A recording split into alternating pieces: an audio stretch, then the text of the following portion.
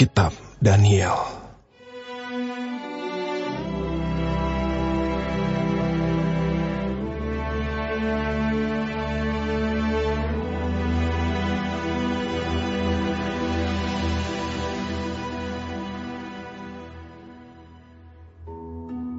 Pada tahun yang ketiga pemerintahan Yoyakim, Raja Yehuda, datanglah Nebukadnezar, Raja Babel, ke Yerusalem, lalu mengepung kota itu. Tuhan menyerahkan Yoyakim, Raja Yehuda, dan sebagian dari perkakas-perkakas di rumah Allah ke dalam tangannya. Semuanya itu dibawanya ke tanah Sinear, ke dalam rumah dewanya. Perkakas-perkakas itu dibawanya ke dalam perbendaharaan dewanya. Lalu raja bertitah kepada Aspenas, kepala istananya, untuk membawa beberapa orang Israel yang berasal dari keturunan raja dan dari kaum bangsawan, yakni orang-orang muda yang tidak ada sesuatu celah, yang berperawakan baik, yang memahami berbagai-bagai hikmat, berpengetahuan banyak, dan yang mempunyai pengertian tentang ilmu, yakni orang-orang yang cakap untuk bekerja dalam istana raja, supaya mereka diajarkan tulisan dan bahasa orang Kasdim. Dan raja menetapkan bagi mereka pelabur setiap hari dari santapan raja dan dari anggur yang biasa diminumnya. Mereka harus dididik selama 3 tahun, dan sesudah itu mereka harus bekerja pada raja.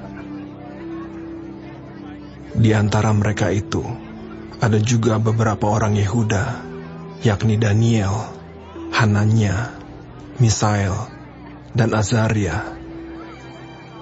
Pemimpin pegawai istana itu memberi nama lain kepada mereka. Daniel dinamainya Belsazar, Hananya dinamainya Sadrak, Misael dinamainya Mesak, dan Azaria dinamainya Abednego. Daniel berketetapan untuk tidak menajiskan dirinya dengan santapan raja dan dengan anggur yang biasa diminum raja. Dimintanyalah kepada pemimpin pegawai istana itu, supaya ia tak usah menajiskan dirinya. Maka Allah mengaruniakan kepada Daniel kasih dan sayang dari pemimpin pegawai istana itu. Tetapi berkatalah pemimpin pegawai istana itu kepada Daniel, "Aku takut kalau Tuanku Raja yang telah menetapkan makanan dan minumanmu berpendapat bahwa kamu kelihatan kurang sehat daripada orang-orang muda lain yang sebaya dengan kamu, sehingga karena kamu aku dianggap bersalah oleh Raja." Kemudian berkatalah Daniel kepada pencenang yang telah diangkat oleh pemimpin pegawai istana untuk mengawasi Daniel, Hananya, Misael, dan Azaria, "Adakanlah percobaan dengan hamba-hambamu ini selama 10 hari, dan biarlah kami diberikan sayur untuk dimakan dan air untuk diminum. Sesudah itu, bandingkanlah perawakan kami dengan perawakan orang-orang muda yang makan dari santapan raja. Kemudian, perlakukanlah hamba-hambamu ini sesuai dengan pendapatmu." Didengarkannyalah permintaan mereka itu, lalu diadakanlah percobaan dengan mereka selama 10 hari. Setelah lewat 10 hari, ternyata perawakan mereka lebih baik, dan mereka kelihatan lebih gemuk daripada semua orang muda yang telah makan dari santapan raja. Kemudian pencenang itu selalu mengambil makanan mereka dan anggur yang harus mereka minum, lalu memberikan sayur kepada mereka. Kepada keempat orang muda itu, Allah memberikan pengetahuan dan kepandaian tentang berbagai-bagai tulisan dan hikmat, sedang Daniel juga mempunyai pengertian tentang berbagai-bagai penglihatan dan mimpi. Setelah lewat waktu yang ditetapkan raja, bahwa mereka sekalian harus dibawa menghadap, maka dibawalah mereka oleh pemimpin pegawai istana itu ke hadapan Nebukadnezar.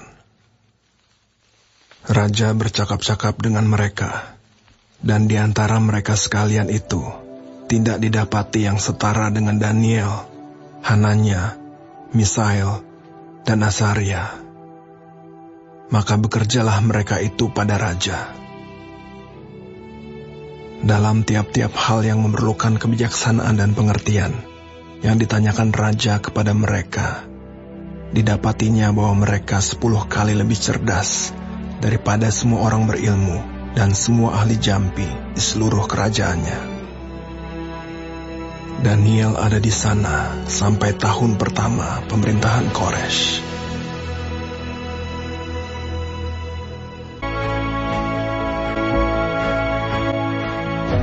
Pelajaran minggu ini seru loh tentang kekudusan hidup. Seru karena kita akan belajar tentang seorang pemuda dan teman-temannya yang menjaga kekudusan hidup pada saat dia berada di negeri asing sebagai tawanan.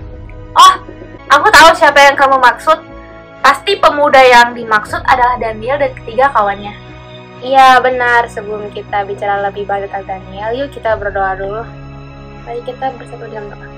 Ya Tuhan, terima kasih buat berkat pada hari ini. Terima kasih buat kesempatan yang Kau berikan untuk kami bisa mendengar firman-Mu. Tonton kami supaya kami dapat memahami firman-Nya dan dapat menjadi contoh bagi kehidupan kami masing-masing. Terima kasih Tuhan. Nah, dalam nama-Mu, untuk syukur dan doa hanya amin. Oke nih, siapa yang kamu tahu tentang Daniel dan kawan-kawannya? Ketika Yerusalem diserbu oleh Raja Babel Nebukadnezar, mereka dibawa ke Babel sebagai tawanan. Mereka menjadi budak dan ditempatkan di istana untuk dilatih sebagai pekerja bagi raja.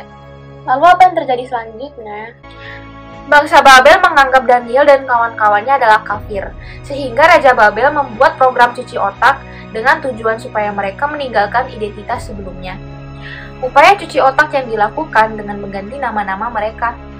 Aku tahu menurut ayat 7 Daniel menjadi Belsyazar. Tapi sebenarnya tantangan yang paling berat adalah raja mencoba untuk mengubah gaya hidup mereka, yaitu mereka harus memakan sajian bagi raja. Iya betul, karena makan sajian raja dianggap melanggar hukum Allah. Karena makanan raja mungkin telah dipersembahkan kepada berhala, dan ini bertentangan dengan iman mereka. Untuk lebih jelasnya, yuk teman-teman kita dengar dulu penjelasan tentang ini dari Pastor Alex.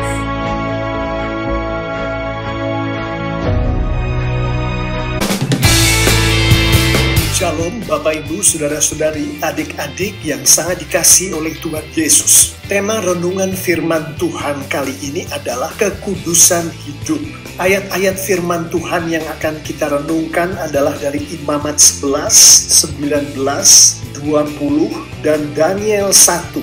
Firman Tuhan mengenai hidup kudus adalah sangatlah jelas dan sangatlah tegas. Kita dapat mengetahui ini dari perjanjian lama maupun dari perjanjian baru. Mari kita baca dengan baik salah satunya dari perjanjian lama, yaitu dari Imamat 20 ayat 26. Kuduslah kamu bagiku, sebab aku ini Tuhan, kudus, dan aku telah memisahkan kamu dari bangsa-bangsa lain, supaya kamu menjadi milikku.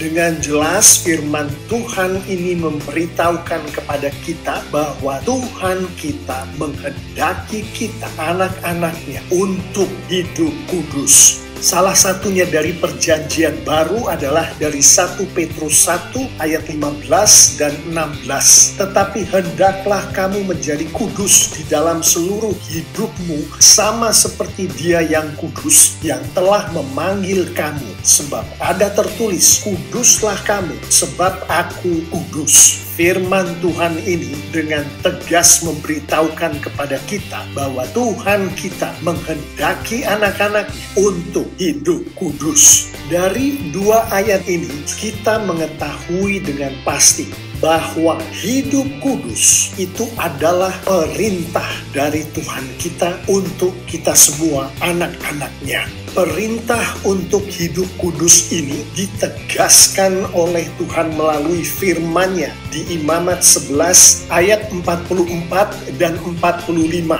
Sebab akulah Tuhan Allahmu maka haruslah kamu menguduskan dirimu dan haruslah kamu kudus. Sebab aku ini kudus, dan janganlah kamu menajiskan dirimu dengan setiap binatang yang mengeriap dan merayap di atas bumi. Sebab akulah Tuhan yang telah menuntun kamu keluar dari tanah Mesir, supaya menjadi Allahmu. Jadilah kudus, sebab aku ini kudus. Dari Imamat 19 ayat 1 dan 2 kita kembali melihat penegasan akan hidup kudus ini. Tuhan berfirman kepada Musa, "Berbicaralah kepada segenap jemaah Israel dan katakan kepada mereka, kuduslah kamu, sebab aku Tuhan Allahmu kudus." Begitu seriusnya kehidupan kudus bagi Tuhan untuk anak-anaknya, Tuhan dengan tegas menunjukkan hukuman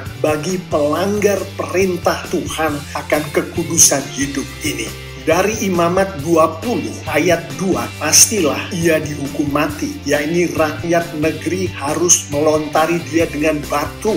Kita mengetahui ayat ini ditujukan Tuhan kepada anak-anaknya yang melanggar firman Tuhan. Melanggar firman Tuhan artinya tidak hidup kudus. Dilanjutkan di ayat 3, "Aku sendiri akan menentang orang itu dan akan melenyapkan dia dari tengah-tengah bangsanya." Tuhan sendiri akan membinasakan orang-orang yang tidak hidup kudus. Demikian pula yang disampaikan oleh Tuhan di Imamat 19 ayat 8. "Siapa yang memakannya akan menanggung kesalahannya sendiri, karena ia telah melanggar kekudusan persembahan kudus yang kepada Tuhan. Nyawa orang itu haruslah dilenyapkan dari antara orang-orang sebangsanya." Secara tersirat Tuhan menunjukkan kepada anak-anaknya, mereka yang tidak hidup kudus akan dilenyapkan oleh Tuhan. Mengetahui begitu pentingnya hidup kudus ini bagi Tuhan kita, mari kita renungkan lebih dalam arti dari kekudusan. Imamat 20 ayat 26, "Kuduslah kamu bagiku, sebab aku ini Tuhan kudus, dan aku telah memisahkan kamu dari bangsa-bangsa lain, supaya kamu menjadi milikku." Secara tersurat dan tersirat kita mengetahui bahwa orang yang kudus bagi Tuhan adalah orang yang dipisahkan Tuhan dari bangsa-bangsa lain. Orang yang kudus bagi Tuhan adalah orang yang dijadikan milik Tuhan. Orang yang kudus bagi Tuhan, yaitu yang dipisahkan Tuhan dari bangsa-bangsa lain atau dari dunia, menghidupi firman Tuhan, taat kepada firman Tuhan. Sementara mereka yang tidak kudus, mereka sama dengan dunia. Mereka tidak tahu firman Tuhan. Mereka tidak taat pada firman Tuhan.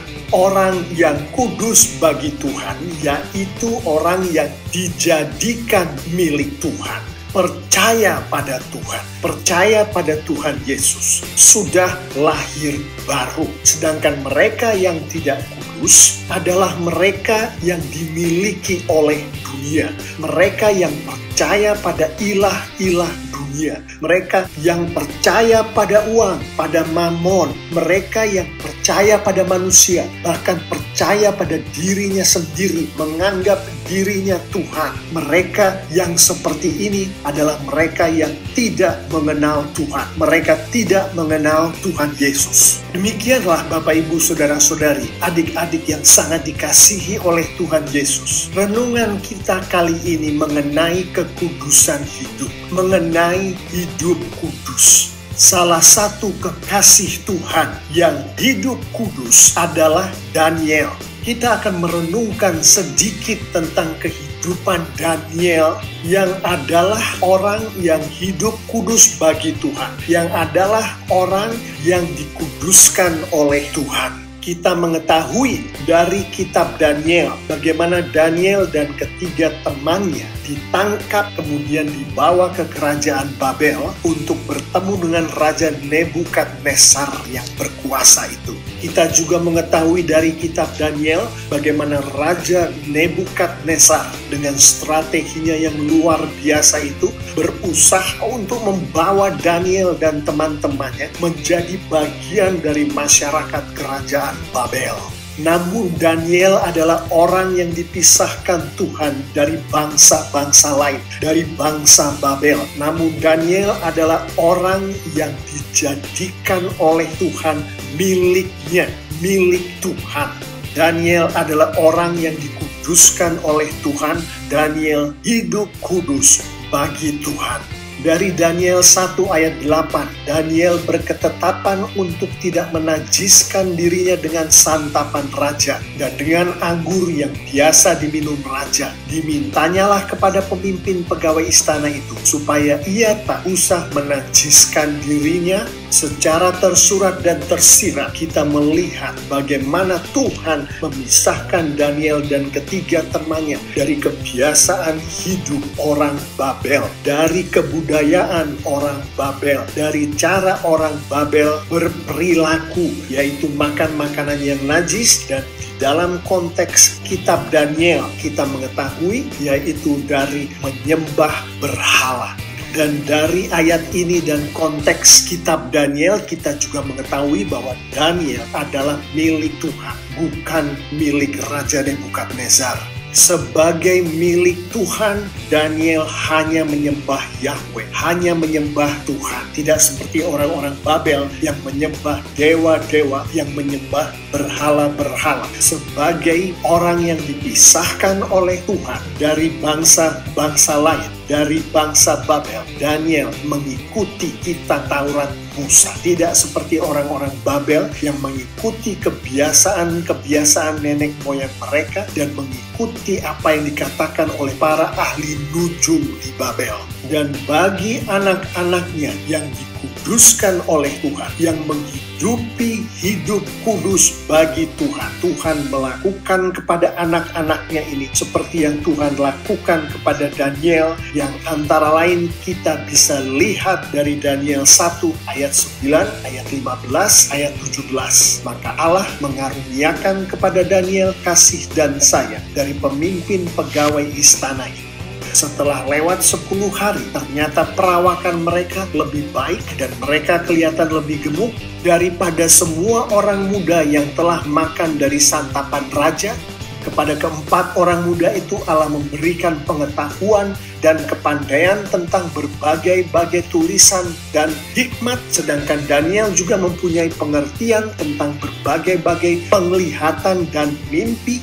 Tuhan memberkati Daniel, Tuhan memberkati orang yang dikuduskannya, Tuhan memberkati orang yang hidup kudus baginya dengan berkat yang luar biasa. Bagi Daniel termasuk kasih dan sayang dari orang-orang yang berada di sekitarnya, termasuk pemimpin pegawai istana. Perawakan yang baik dan gemuk, dan juga pengetahuan dan kepandaian tentang berbagai-bagai tulisan dan hikmat, dan juga pengertian akan berbagai-bagai penglihatan dan mimpi. Di dalam konteks kitab Daniel, kita juga melihat berkat yang lebih banyak dan luar biasa lagi bagi Daniel dari Tuhan.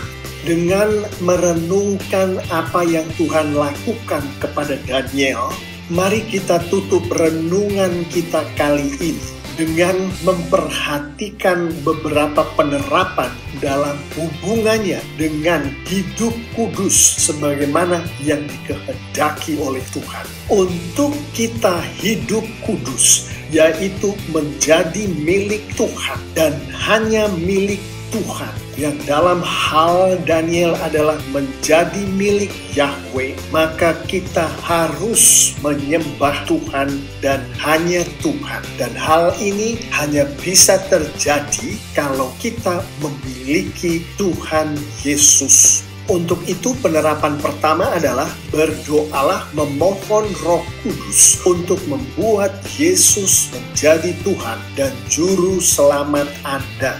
Anda hidup kudus bagi Tuhan, hal itu hanya mungkin terjadi jika Yesus Kristus adalah Tuhan dan Juru Selamat Anda. Alkitab menunjukkan bahwa mereka yang adalah milik Tuhan, mereka yang menyembah Tuhan, mereka ini patuh dan takut akan Tuhan. Dan pada saat mereka melakukan kesalahan dengan tidak mengindahkan firman Tuhan, mereka akan memohon ampun pada Tuhan. Mereka akan bertobat. Penerapan kedua adalah berdoalah, memohon Roh Kudus, membuat Anda untuk selalu takut dan patuh akan Tuhan, dan memohon pada Roh Kudus untuk membuat Anda selalu memohon ampun pada Tuhan dan bertobat atas segala kesalahan dan dosa Anda pada saat Anda tidak memenuhi apa yang Tuhan kehendaki di dalam kehidupan Anda, yaitu Anda tidak memenuhi firman Tuhan. Penerapan terakhir untuk renungan kita kali ini adalah sebagaimana yang sudah kita pelajari dari kitab Daniel tadi, yaitu orang yang dikuduskan oleh Tuhan, dipisahkan Tuhan dari bangsa-bangsa lain, dipisahkan Tuhan dari dunia. Cara Tuhan untuk memisahkan Daniel dari bangsa Babel, dari bangsa-bangsa lain adalah dengan Tuhan membuat Daniel menghidupi kitab Taurat Musa. Cara Tuhan memisahkan kita, memisahkan Anda dari bangsa-bangsa lain, dari dunia adalah dengan membuat Anda menghidupi firman Tuhan, menghidupi Alkitab. Penerapan terakhirnya adalah berdoalah, memohon Roh Kudus, membuat Anda sanggup menghidupi firman Tuhan, membuat Anda sanggup membaca, mengerti, dan melakukan firman Tuhan secara konsisten dari hari ke hari. Dengan demikian, jalan berpikir Anda, cara hidup Anda berbeda, terpisah dari jalan berpikir dan cara hidup orang-orang dunia yang belum atau tidak mengenal Tuhan Yesus. Bapak, Ibu, Saudara-saudari, adik-adik yang sangat dikasihi Tuhan Yesus, saya mengimani kalau kita anak-anak Tuhan melakukan firman Tuhan ini dengan kekuatan Roh Kudus tentunya, maka Tuhan kita akan dipermuliakan dengan luar biasa. Dan Alkitab secara tersurat dan tersirat menunjukkan kepada kita bahwa anak-anak Tuhan yang memuliakan Tuhan akan diberkati oleh Tuhan dengan luar biasa pula. Amin. Wah, dari penjelasan tadi aku kagum loh sama Daniel dan teman-temannya. Mereka punya keberanian untuk mempertahankan iman mereka tanpa rasa takut. Daniel bisa menunjukkan sikap yang sungguh-sungguh untuk mempertahankan kekudusan hidupnya. Iya, keren banget. Nah, sekarang dari pelajaran ini kita bisa tanyakan pada diri kita masing-masing.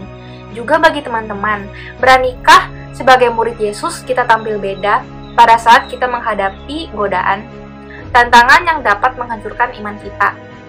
Kesimpulannya adalah bahwa ketika kita memilih untuk menjaga kekudusan, hidup diperlukan tekad yang kuat untuk taat kepada peraturan Allah. Anak Tuhan harus berani karena harus berbuat benar. Nah, teman-teman, kita akan berdoa untuk mengakhiri pelajaran pada pagi hari ini. Selamat pagi Bapak, terima kasih buat waktu yang masih Kau berikan pada kami. Terima kasih buat cerita dari firman-Mu. Kiranya kami dapat memahami dan menjadikan cerita dalam firman-Mu itu dalam pedoman kami sehari-hari.